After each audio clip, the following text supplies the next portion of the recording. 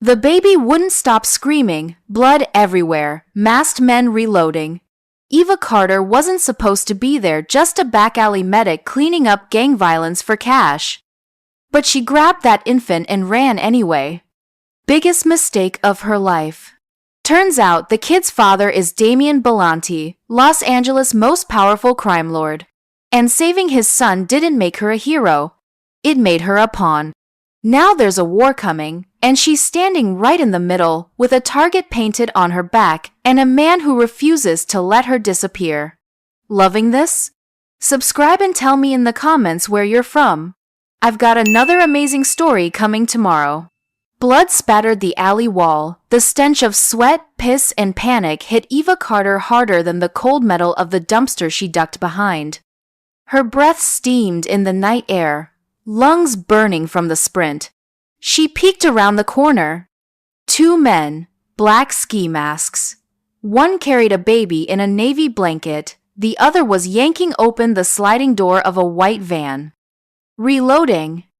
Eva saw the glint of the handgun before she registered the sound.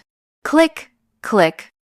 She didn't belong here, wasn't supposed to be in this alley. Just another freelance night medic cleaning up rich kids and gangbangers for under-the-table cash. Not this. She could leave, walk away, go home and pretend none of this happened. But the baby screamed again, shrill and sharp, like it knew it was about to vanish. Eva moved. She didn't think, didn't breathe. She launched toward the van, boots pounding cracked pavement. The man holding the baby turned too late. She rammed into him shoulder first. He went down with a grunt, the baby still in his arms. She snatched the child away, turned, and ran. Gunshots erupted behind her. She zigzagged, dove behind trash bins, felt heat tear past her ear. The van revved, tires screeching. They didn't chase. 60 seconds later, Eva Carter was 2 alleys away, holding a screaming infant to her chest, covered in someone else's blood. She collapsed behind a dumpster, heart hammering. "You're okay," she whispered, rocking the baby. "You're okay." But she wasn't. She fumbled her phone out of her jacket pocket with shaking hands. The screen was cracked, but still lit. No signal. The club behind her must have been blocking reception. She scooted down the alley a few feet, enough to see a flicker of service bars return. Her thumb hovered over the call button. But something made her pause. This wasn't some random kidnapping. The men were too fast, too organized. No demands, no ransom call in that van. No plates. That wasn't street crime. That was professional. The baby, a boy maybe 6 or 7 months old, hiccuped against her chest, face red from crying. He had thick, dark hair, designer onesie, diamond-studded pacifier clip. Someone loved this kid, someone rich, and someone dangerous. Eva's instinct screamed it. She looked back toward the street. Something felt wrong. Too quiet. No yelling. No club music. Just the distant buzz of neon and the whimpering infant in her arms. Then she heard it. Engines, low, powerful. She turned. Headlights flared at the mouth of the alley. 3. No 4 black SUVs. They rolled in smooth, silent, blocking both exits. Her stomach dropped. Doors opened simultaneously. Men stepped out. Tall, sharp suits, tactical movements. Not cops. Not gangbangers. Something worse. She stood slowly, adjusting the baby in her arms, trying not to look like a threat. Her voice came out shaky. "I called 911. One of the men raised a hand. "Put the child down and step away." I saved him," she stammered. "There were 2 men, a van. They were taking him. I stopped them." Another man approached, not fast, but with the kind of confidence that said he was used to being obeyed. He stepped under the flickering alley light. Black coat, black gloves, sharp jaw, cold, unreadable eyes. Eva recognized his face from the kind of stories whispered in backroom ERs and late-night poker dens. Damian Bellanti. He was the name no one said aloud, the man behind half the city's blood money. And he was staring at the baby like the world had stopped turning. "Give him to me," Damian said. Eva hesitated. The men behind him tensed. She looked down at the baby, then back at him. "Are you his father?" "Yes." One word. Absolute. Ice and fire. Carefully, she handed the child over. Damian took him with both hands, cradled him close, murmured something in Italian. The baby quieted instantly. Eva stumbled back, heart still racing. Damian glanced at one of the men. A nod.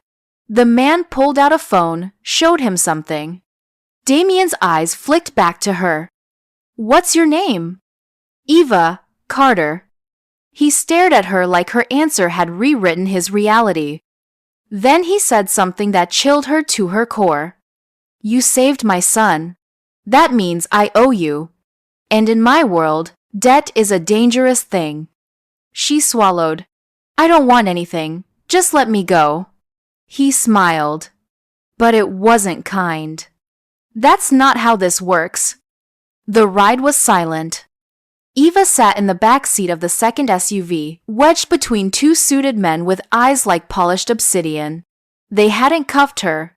They hadn't spoken. But they didn't need to. Every inch of their posture screamed power, precision, and barely leashed violence. She glanced out the tinted window, heart hammering. They were headed east, away from the city core, deeper into the hills. She hadn't agreed to go with them. She'd been escorted. No, that was too soft a word. She'd been claimed. The baby, now with Damian in the lead vehicle, hadn't made a sound since being handed over. That should have comforted her. It didn't. "Where are we going?" she asked. Neither man answered. So, she shut up, watched, memorized. 10 minutes later, they turned into a gated estate tucked behind a wall of cypress trees. The kind of place that didn't show up on Google Maps. The kind of place with cameras you didn't see until you were already on a list. As the gates opened, Eva braced herself. A mansion rose from the dark like a monolith, black stone, glass, and steel. No welcome mat, no warmth, just brutal architecture and a driveway lined with guards who watched their approach like wolves. The SUV stopped, the door opened. One of the men motioned. Out. Eva stepped out, legs shaky. Damian stood at the top of the steps, his son in one arm, the other hand tucked into the pocket of his coat. His expression was unreadable. Inside? She followed. The interior was sleek, minimal, sterile. The kind of clean that came from money and fear. A woman took the baby from Damian without a word and disappeared down a hallway. Eva stood in the foyer, hands clenched at her sides. Is he safe now? For the moment. Good, then I'll leave. She turned toward the door. You walk out now, you'll be dead by morning. She froze. Excuse me? They saw your face. They know you interfered. My enemies don't forgive. They don't forget. Eva faced him. So what, you keep me here? Lock me in some gilded cage while your people clean it up? I protect what belongs to me. I don't belong to anyone. You do now. The words hit harder than the guns had. Eva stepped closer, defiant. You think I care who you are? You think threats and suits scare me? I've seen people bleed out on dirty floors while the cops looked the other way. I didn't ask for your protection. Damian studied her. Then why didn't you walk away? That shut her up. He tilted his head. You had no reason, no weapon. You could have let them take him. No one would have blamed you, but you ran toward the danger. Why? Eva swallowed. Because I heard a baby screaming. And now you're in my world. She held his gaze. Then get me out of it. He didn't smile this time. That, Eva Carter, is no longer an option. She was given a room on the second floor, bigger than her entire apartment, windows she couldn't open, a view that overlooked the manicured back garden like a prisoner watching the illusion of freedom. Eva paced, heart pounding. Every instinct told her to run, but even if she could make it past the guards, past the gates, where would she go? She turned when the door creaked open. A woman entered with a tray of food. He says you haven't eaten. I'm not hungry. The woman set the tray down anyway. You will be. She left without waiting for a response. Eva stared at the food. She didn't trust it, didn't trust anything in this place. A knock on the door. She jumped. What now? The door opened again. Damian. He entered like he owned the room, the house, the air. We need to talk. Eva crossed her arms. You mean threaten? He walked to the window, pulled back the curtain. Down below, headlights moved through the dark. That van, we found it, burned, no bodies, no plates. Whoever did this knew what they were doing. So what does that have to do with me? I already told you I didn't see their faces. It's not about what you saw, it's about what you are now. She frowned. And what am I? A weakness, an opportunity, a message. Take your pick. Eva sat on the edge of the bed. I didn't ask for any of this. No one asks for war. They stared at each other in silence. Finally, Damian turned toward the door. Stay in the house. If you try to leave again, you won't get far. And not because of me, because of them. He paused. The ones who tried to take my son, they won't make that mistake twice. Next time, they'll come for you first. The door shut behind him. Eva exhaled. Trapped. Protected. And somehow, more in danger than ever before. It started with a blurry photo, posted at 3:17 a.m. on an underground message board. A single frame from a back alley security cam. A woman with wild red hair, sprinting through smoke with a screaming baby in her arms. By sunrise, it was on social media. By noon, it was everywhere. Eva Carter's face filled every screen across Los Angeles. News anchors debated her identity. Amateur sleuths dug through facial recognition software and scraped her online footprint. Within 6 hours, they had her name, her address, her old military ID, and a pixelated photo of her high school swim team. She'd gone viral. For the worst possible reason. Inside Damian Bellanti's estate, Eva stared at the TV in disbelief. Her image looped over and over. Her bloodied hoodie, the infant clutched to her chest, her terrified expression frozen in time. This is insane, she muttered. The morning news anchor continued, voice smug. Rumors continue to swirl about who she is and why she was in the alley behind Club Vortex during an attempted child abduction. Police are refusing to comment, but sources say she may be tied to. The screen went black. Damian stood beside the entertainment console, remote in hand. You're not watching this garbage. They know my name. Of course they do. She turned to face him. You said you could keep me safe. This isn't safe. This is a damn target on my back. Damian's expression didn't change, but his voice did. Lower. Steel under velvet. And I'm handling it. How? By locking me up here while they dig through my life like it's a crime scene? They won't touch you. They already are.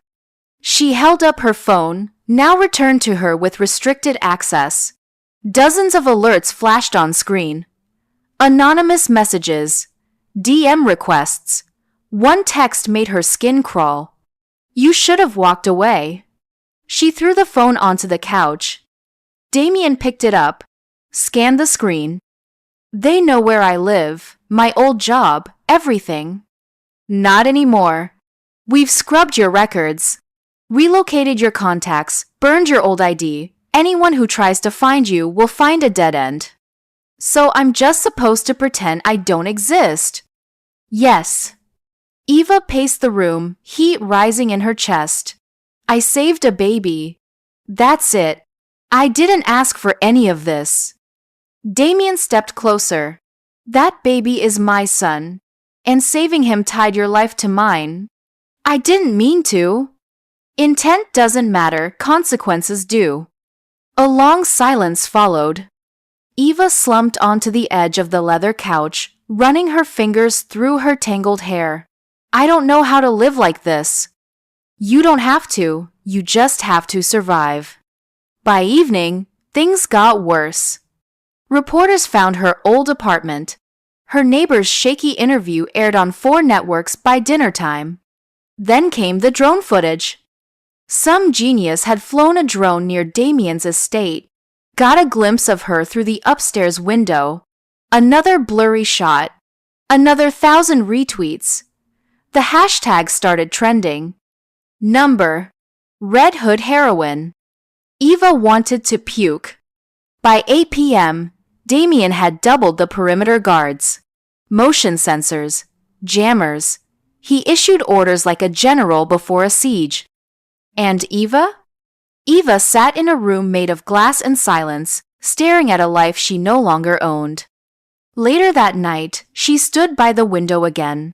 Lights blinked in the hills. The city shimmered far away, but none of it reached her.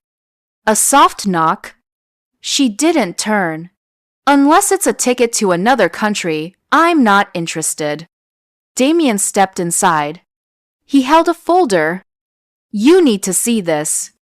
She crossed her arms. I don't need anything from you. He ignored the defiance, set the folder on the table and opened it.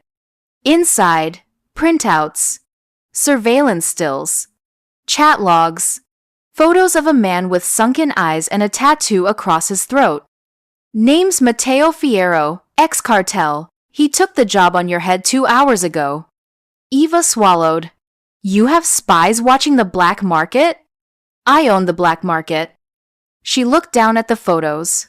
Why would he want me? I'm nobody. You're leverage. To them, you're the woman who humiliated their operation and walked into my life untouched. That makes you valuable. So, I'm bait. Damian met her gaze. You were. Now you're mine. She recoiled. You don't own me. No, but I protect what matters. His voice was quieter now, not soft, but honest. And right now, Eva, you matter. She didn't know what to say to that, so she said nothing. The next morning, the walls closed in tighter. 2 more threats arrived in her inbox. One included a blurry photo of her younger brother. She called Damian immediately. They know about him, my brother. We're already on it. No, listen to me. You can't let him get dragged into this. He's 18, in college. I haven't spoken to him in 2 years. He's been moved to a safe house in Tahoe, private protection. He doesn't know it's from you. She blinked. You already moved him? Last night, just in case. She didn't know whether to scream or thank him. You don't have to like me, Eva, he said over the line, but I will not let them touch you or anyone connected to you. Why? Why are you doing this? Silence. Then, because when I saw you holding my son, I didn't see a medic. I saw someone who would bleed for a stranger, and now I can't stop seeing it. The line went dead.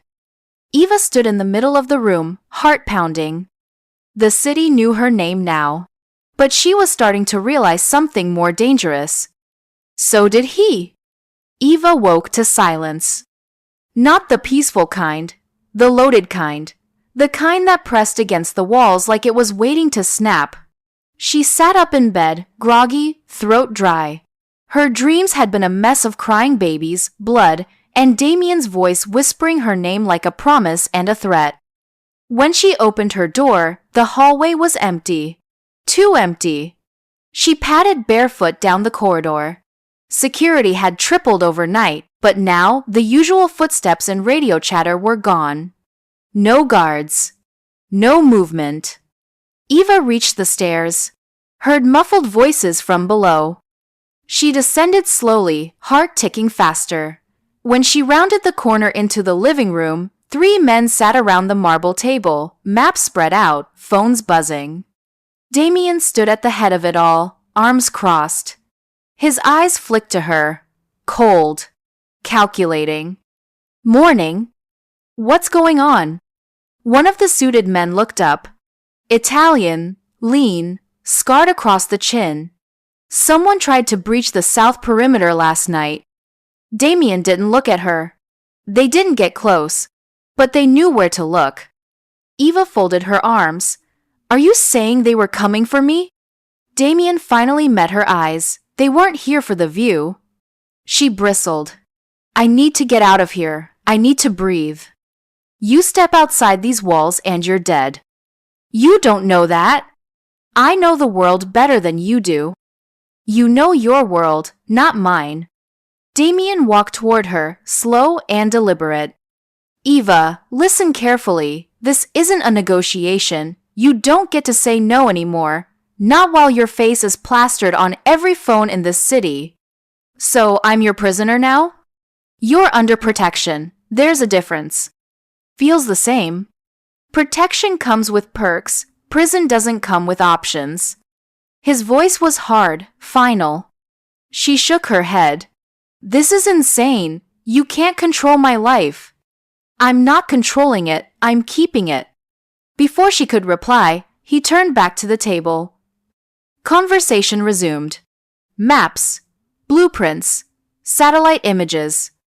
She stormed upstairs. Later that day, the woman who brought her food, Maria, slipped her a phone. It's untraceable, she whispered. Use it for emergencies, and don't let him find out. Eva blinked. Why are you helping me? Maria hesitated. Because I used to think I could leave too. That answer chilled her more than anything else. She waited until nightfall. Her room, though opulent, had one key flaw. A balcony. And Eva had spent a lifetime learning how to work with flaws. She dressed in black, checked the guard's patrol pattern. At 1:14 a.m., she slipped out the balcony doors and climbed over the edge. The trellis was cold and slick, but she descended it silently, dropped into the garden, ran like hell. She made it to the fence. Almost. A red laser dotted her chest. You're not supposed to be out here. The voice came from behind the trees. Smooth. Male. Another guard emerged, weapon raised. Hands where I can see them. She did. Then Damian's voice cut through the dark. Lower your weapon. The guard obeyed. Damian stepped into the clearing. Shirt sleeves rolled, tie undone. Fury barely contained behind his eyes. Go inside, now. Eva didn't move. I needed air. You needed an escape route. So what? I sit in that room like a good little hostage while you play God with my life? You don't understand the threat. Then explain it. Silence. Damian exhaled, stepped closer. They weren't after a ransom. They weren't going to sell my son. They were going to kill him. Eva froze. What? They wanted him erased. No trace, no leverage, which means someone doesn't want me weakened. They want me broken. She felt her knees go weak. And now they know you exist, which means you're not a liability anymore. You're bait. Back inside, Damian poured 2 glasses of scotch, handed one to her. She didn't drink it. Why didn't you tell me sooner? Because once I did, you'd never sleep again. Who would want your son dead? His jaw tightened. Someone on the inside. Eva stared. You think someone in your own organization betrayed you? He nodded. That van didn't come out of nowhere. The route. The timing. They knew exactly when my son would be alone. She sat down, mind spinning. So what now? You wait for another attack? No, he said. We bait the traitor. With what? He looked at her. And then she understood. No, no way. You are not using me as bait. I don't want to, but they already see you that way. Might as well control the narrative. She stood. Absolutely not. Eva. No, I saved a child. I didn't sign up for your damn war. Damian finished his drink, set the glass down hard. You think I asked for this life? You think I wanted to build an empire from blood and fear? I was born into it, same way my son was. The only choice I ever made was to survive. He stepped closer, voice low. Now you have a choice too. Run from this or take control of it, because either way, they're coming for you. Eva looked away. But deep down, she knew he was right. The next morning, Damian handed her a file. Study this. It's everyone with access to my son's location. One of them gave the order. We find out who. Eva opened it. Photos, timelines, names. One jumped out at her. Luciano Vero? My consigliere. She pointed. He's clean on paper, too clean. Damian smiled faintly. I thought the same. Eva looked up. So what do we do now? His eyes burned. We give them something to chase. That night, Damian staged a fake transfer, leaked a route, a car, a vulnerable target. Eva was in it. And the trap was set. Rain hammered the windshield as the black sedan crept along the cracked highway. Eva sat in the back seat, heart pounding like war drums. Her hands trembled in her lap, but she kept her face calm. She was dressed in borrowed clothes, low profile, plain. Hair tucked into a knit cap, no phone, no ID, just a body in transit. The driver's name was Leo. Mid-30s, buzz cut, clean, one of Damian's most trusted men, silent as stone. Remind me again how this isn't suicide? Eva asked, voice low. Leo didn't glance back. Because we know they're coming. They don't. Great. That makes me feel so much better. She looked out the window. Empty industrial zone. Warehouses, long abandoned. The kind of place where people vanished. They were headed toward a fake safe house only 3 people knew about. The route had been leaked through Damian's channels. The bait had been dangled. All that remained was to see who bit. Eva's breath fogged the window. Her nerves screamed. Leo pulled off the road. The safe house was a concrete cube, squat and unwelcoming. No neighbors, no lights, just a skeleton of steel in the middle of nowhere. He killed the engine. 5 minutes, then extraction. What if they come early? Leo tapped his earpiece. I've got eyes on every approach. You'll be fine. Eva climbed out into the rain. The cold bit her skin through the jacket. She jogged inside. The inside was worse than the outside. Dust. Mold. A single chair. A broken sink. No power. She paced. 1 minute. 2. 3. Nothing. Then the silence cracked. A click. Eva spun. The back door creaked open. A shadow moved. Leo? She called. No answer. The shadow stepped forward. Not Leo. Tall, hooded, pistol in hand. You should have stayed in the house, sweetheart. Eva dove behind the chair as the first shot rang out. Wood splintered beside her. She scrambled to her feet, heart slamming against her ribs. Another figure appeared, then a third. 3 of them. Where the hell was Leo? She bolted for the front door, only to find it blocked. A 4th attacker stood there, grinning. He said you'd be stubborn. Who? He raised his gun. Eva kicked the door into his face. He stumbled back, shouting. She ran. Bullets chased her into the rain, her lungs burned. She cut left, into the overgrown brush behind the safe house. Lights flared ahead. Another van, identical to the one from the alley. You've got to be kidding me. She dropped, crawled through the mud, barely dodging the next burst of fire. Then a roar split the air. Black SUVs. 3 of them. Doors flew open. Damian's men poured out, guns up, shouting. Flashbangs lit the sky. The attackers scattered. 2 ran, 1 was dropped instantly. Eva huddled behind a tree, breathing ragged. A hand grabbed her shoulder. She whirled. Damian. He looked like hell. Soaked. Eyes burning. I told you what would happen. She collapsed into his arms, shaking. Back at the estate, Eva sat wrapped in a blanket. Her fingers still trembled. Damian leaned against the fireplace. They knew the route, the time, the location. She nodded. That means one of your inner circle. He didn't speak. Then, Luciano, he was the one who pushed for that location, said it was off-grid, secure. Eva frowned. But why now? Why not kill your son themselves? Why go through all this? Damian met her eyes. Because they don't just want me dead. They want me dismantled. Publicly. Slowly. She swallowed.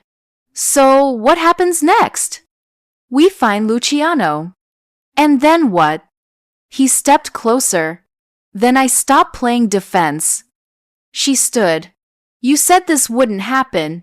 That I'd be safe. His jaw clenched. And you are. Am I? Because that felt a lot like a death sentence. Damian walked up to her, voice low. You think I'd let you die? After what you did? After what you mean now? Don't say that. Why? Because you're afraid it might be true? Because I don't want to need you to keep breathing. The air between them charged. Then stop running. Let me fight for you. She shook her head. I don't belong here. You do now. Later, she sat on the floor of her room, staring at the bruises on her arms, at the cuts on her palms. This wasn't survival anymore. This was war. And she was no longer on the outside looking in. The next morning, Eva woke to shouting. Not panicked. Controlled. The kind of lethal calm that usually came before someone ended up bleeding on the marble floors. She pulled on jeans, tied her hair back, and cracked open the door. Down the hall, the voices got clearer. Damian and someone else. Older. Italian accent. Furious. You think I betrayed you? After 30 years? Luciano. I think someone in this house sold out my son, and you're the only one who had access to the route, the schedule, the guards. I made that route safe. I vetted the men myself.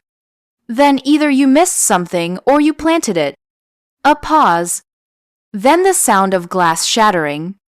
Eva stepped into the hall. The shouting stopped. 2 guards spotted her and moved to block the corridor. Damian appeared seconds later, eyes stormy. He's denying everything. That doesn't make him innocent. No, but it means we need more than suspicion. Eva hesitated, then said, Let me talk to him. Damian blinked. Absolutely not. He doesn't see me as a threat, that's the point. He might slip. You were almost killed yesterday. So were you, so was your son. He stared at her a long moment. Then nodded. Luciano Vero sat in one of the estate's inner rooms, a low-lit space with bookshelves and leather chairs, now converted into a makeshift interrogation den. His hair was silver, combed back neatly.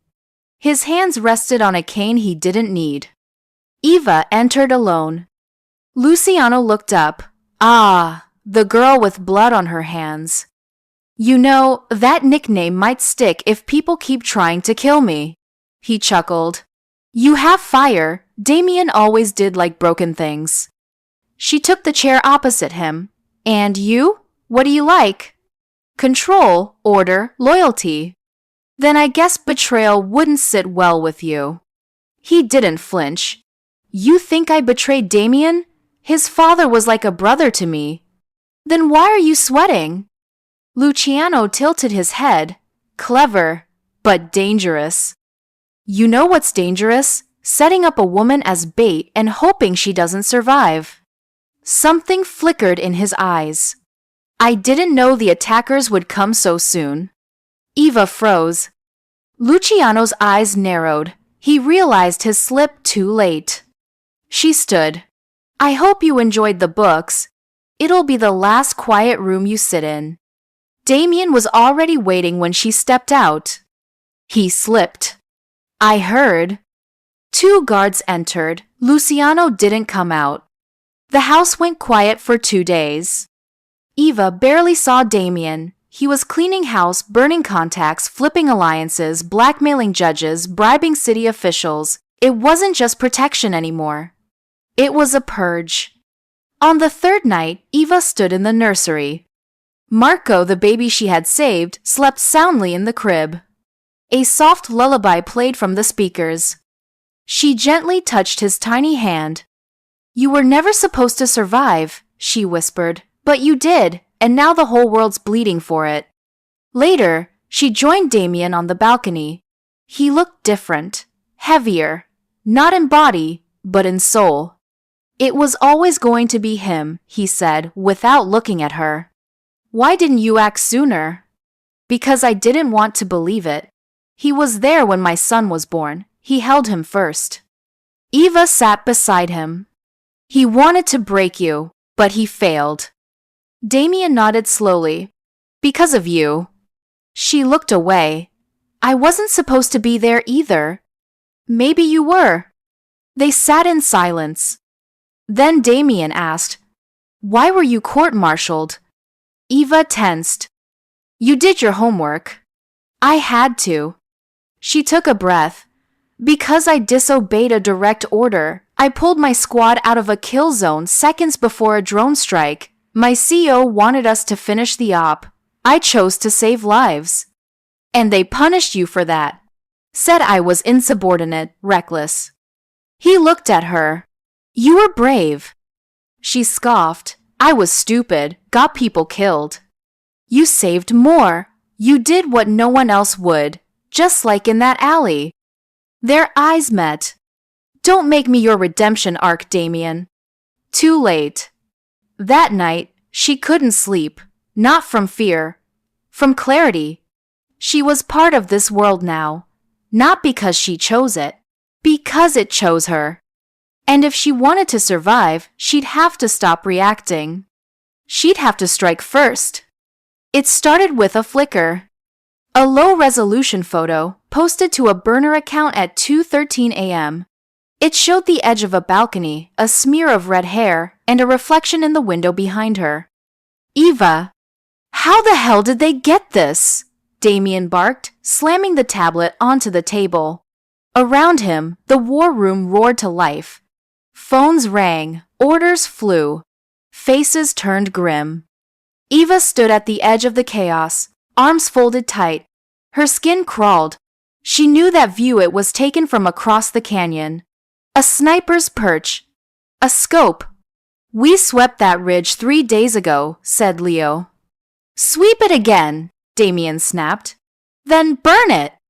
Within hours, she was moved. Not to another mansion. Not to another gilded prison. To a fortress. Concrete walls. Bomb-proof glass. A safe house buried in the industrial sprawl of East LA, disguised as an old textile warehouse. Inside, it was all steel, sensors, and shadows. No windows. No light. Damian stood beside her as the steel doors sealed shut. You stay here until I say otherwise. You think locking me up again is the answer? No. But it's the only way you live long enough to see the end of this. He handed her a phone. No internet, one number, his. If it rings, answer. If I call, obey. And if I don't? You die. That night, the city bled. Damian didn't wait for another attack. He ordered hits, coordinated strikes, every name tied to Luciano, every safe house that once welcomed him. Fire lit the skyline. 4 buildings burned, 7 men disappeared. 2 corrupt city council members resigned before dawn. It wasn't just revenge, it was message. Damian Bellanti was done playing defense. Eva couldn't sleep. The walls closed in like a tomb. No clocks, no voices. Then, footsteps. She sat up, fists clenched. The door opened. Damian. He looked like a different man. His jacket was stained with soot, his knuckles bruised. You left a trail of bodies behind you. They left me no choice. And what happens when there's no one left to kill? Then I deal with the silence. He sat across from her. One of the bodies we found had a phone. They'd been tracking your signal from weeks ago, an old ping from the hospital you worked at. They triangulated from there. Eva swallowed. So it wasn't someone in the house. Not this time, just a very patient shadow. She leaned back. So what now? Now I bury the rest, and then I bring you home. To your house? To my world. The next day, Leo arrived with an encrypted laptop. Damian wants you to read this. Eva scanned the files. Surveillance logs. Financial records. Blackmail material. Every document painted the same picture. Luciano had built a network beneath Damian's nose for years. Silent alliances. Secret deals. All leading to this. He was going to kill your son, dismantle your empire, and replace you with someone quieter. Leo nodded. And now he's gone, but his pieces are still moving. Eva tapped a folder. What about this name? Anton Marquez. Why does it keep showing up? Luciano's liaison. Cartel tie. We think he's next in line. Then I want to see him. Leo blinked. You're not going anywhere. I didn't ask.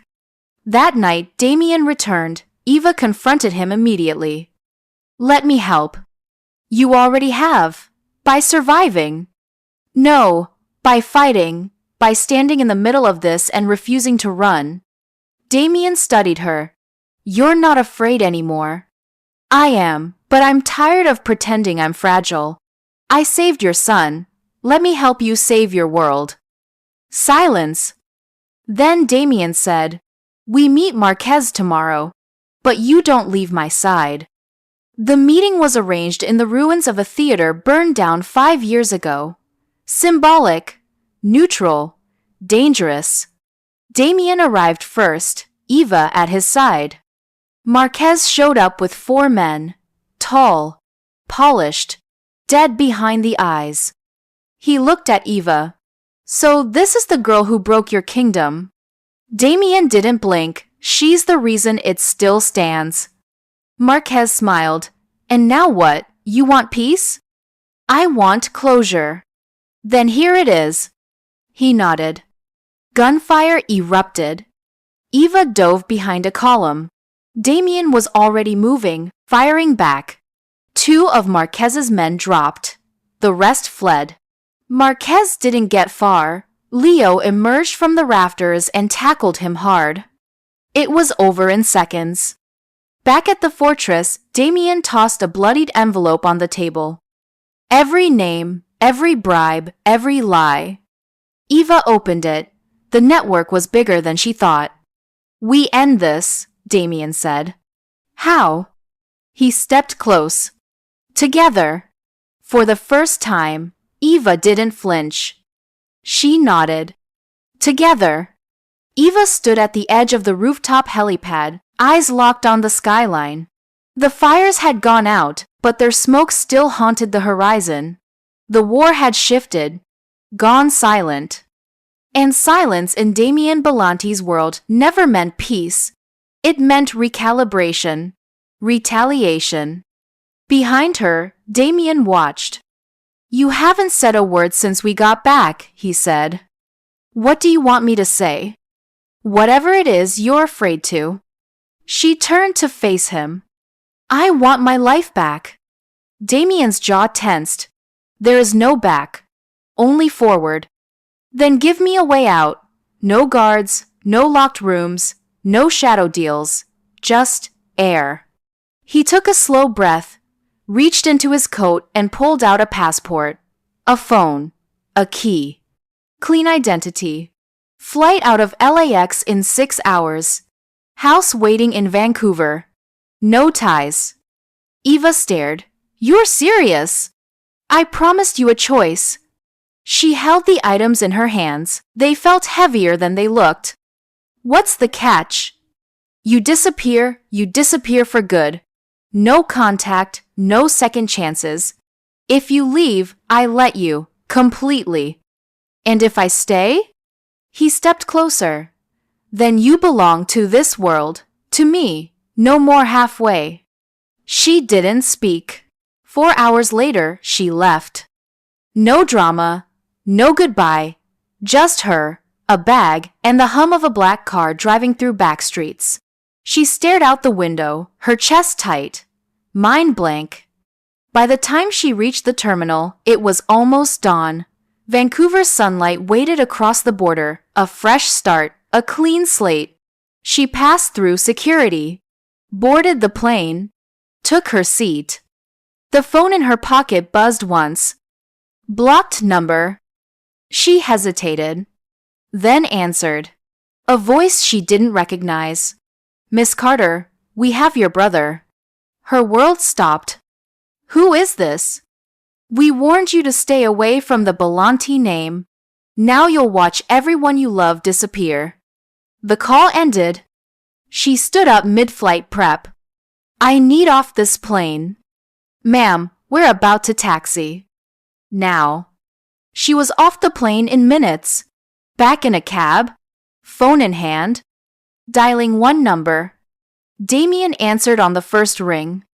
"They took my brother." Silence. Then, "Where are you?" "Mid-Wilshire." "Get to the rooftop, now." An hour later, she was back inside the war. Damian's private jet had brought her to a secondary base, an underground compound used for emergency lockdowns.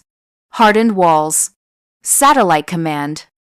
"They took him an hour before your car reached the airport," Damian explained, pacing the room. "Shadow group, not cartel, not my old enemies, new, military-grade precision." Eva's blood went cold. "I know who it is." He looked up.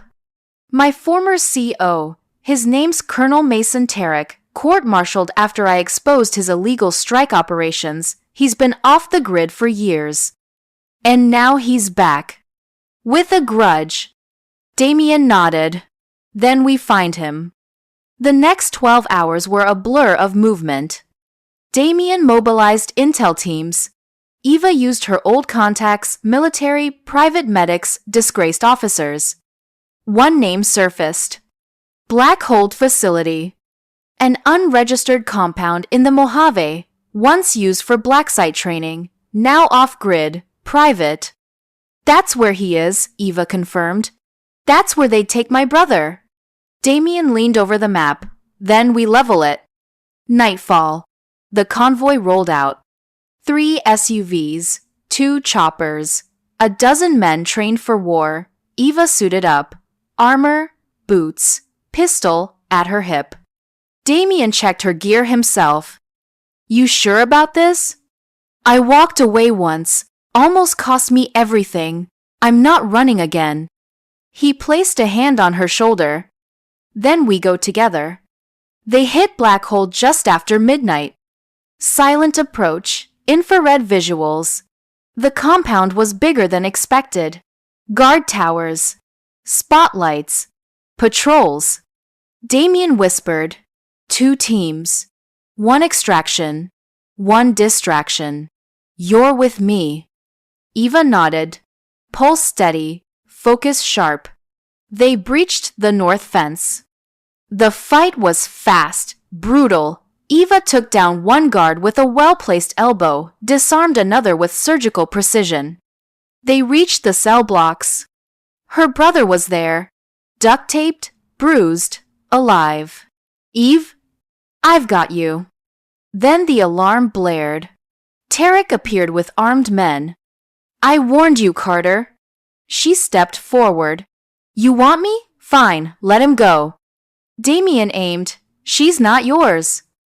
Gunfire lit the dark. Eva dragged her brother as Damian's men mowed through the opposition. Tarek ran. Eva followed, caught him in the stairwell, fist to his throat, gun to his chest. Say goodbye. She pulled the trigger. Outside, helicopters lifted off. Her brother safe. The compound burning. Eva sat beside Damian in the evac chopper. Still want freedom? He asked. She looked at her hands. Maybe I want something else. He waited. She looked up. I want to stop pretending I don't belong. Damian smiled, just slightly. The city returned beneath them. And this time, she wasn't running. It ended where it began. Not in blood, not in fire, but in silence. Eva stood alone in Damian's study, the early light casting long shadows across the polished floors. In one hand, she held a key, in the other, a phone. The door opened behind her. Damian, still sharp in a dark suit, but the war had left marks. A healing bruise beneath one eye, a healing silence between them. He stopped a few feet from her, said nothing. Eva broke the silence first. It's over. He nodded. For now. You wiped them out, everyone who came for your son. For me. I made a promise. So did I. She held up the key. This is the last piece, isn't it? The lock I walk through if I want to stay, or walk away for good. Damian looked at her. You saved my son. You saved my brother. You gave me something I never had. What's that? A reason to stop destroying everything I touch. She laughed, bitter. You built an empire on destruction. And you dismantled it just by walking in the door. She turned away, walked to the window. Below, the estate gardens shimmered in the soft dawn. A different world, one she never asked to enter, one that changed her anyway. You want me to stay? Yes. Why? Damian stepped closer, no shadows between them now, only truth. Because when you look at me, I don't feel untouchable. I feel real, and I've spent my whole life pretending I wasn't. Eva stared at the garden. Then, at the phone. You think we can survive this? I think we already have. And what if I say no? Then I let you go, completely. No chase, no leash, no deals. She stepped forward, handed him the key. You hold on to this. I'm not walking away. His eyes didn't soften, they burned. Then this is the beginning. Weeks passed. The city calmed. Headlines changed. The underground rebuilt, but slowly, and under different hands. No one challenged Damian again. Eva moved through the estate freely now. No guards, no locked doors. She was no longer a prisoner, no longer a pawn. She was a presence. She sat in on meetings, gave input on security, helped rebuild damaged safe houses, even opened a clinic in one of Damian's poorer territories under her name, not his. Damian never stopped watching her. But now, it wasn't with suspicion. It was with respect, and something deeper. One night, Marco cried. Eva got there before anyone else. She cradled him gently, whispering nothing into his tiny ears. The crying stopped.